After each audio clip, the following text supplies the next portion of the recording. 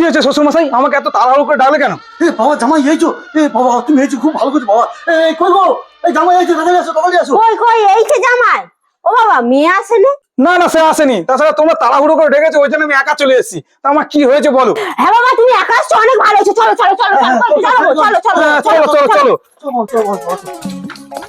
কি ব্যাপার, শ্বশুর শাশুড়ি তো এমনিতে আমার সঙ্গে ভালোভাবে কথা বলে না, আজকে আমাকে জামাই বাবা করছে কেন? তা শ্বশুর মশাই, আমরা যাচ্ছি কোথায়? ও বাবা, বলার সময় নেই বাবা, দুদিন বলে আমার খাওয়া ঘুম কিচ্ছু নেই। তুই এসে ভালো হয়েছে বাবা, তাড়াতাড়ি চো বাবা, তাড়াতাড়ি চো, সব বুঝতে পারবি বাবা, সব বলবো। চো বাবা, চো। হ্যাঁ বাবা, হ্যাঁ বাবা, তুমি এখানে হাঁটু করে বসো বাবা। হাঁটু করে কি আরে তুমি বসো না, তোমাকে বলতেছি বসো বাবা, বসো। এই হ্যাঁ, খাই নাকি তখন? আহ আহ আহ খা খা খা খা মা, খা খা খা।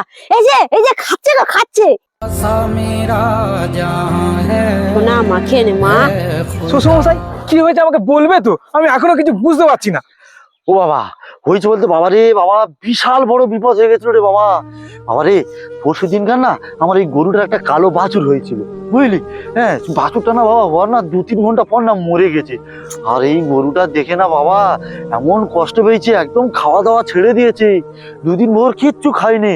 আমি কত ডাক্তার দেখেছি, কত চেষ্টা করেছি, হয়নি। শেষমেশ বাবা তোকে ডেকে নিয়ে এসে বসাতে, ও ভেবেছে ওর কালো বাছুরটা ফিরে এসেছে, ও ওই জন্য শালা শ্বশুর, আমি কালো বাছুর, তুই শালা আমাদের বাড়ি যাস। তোর মেয়েকে দেখবি আজকে দূরে দেবো শালা।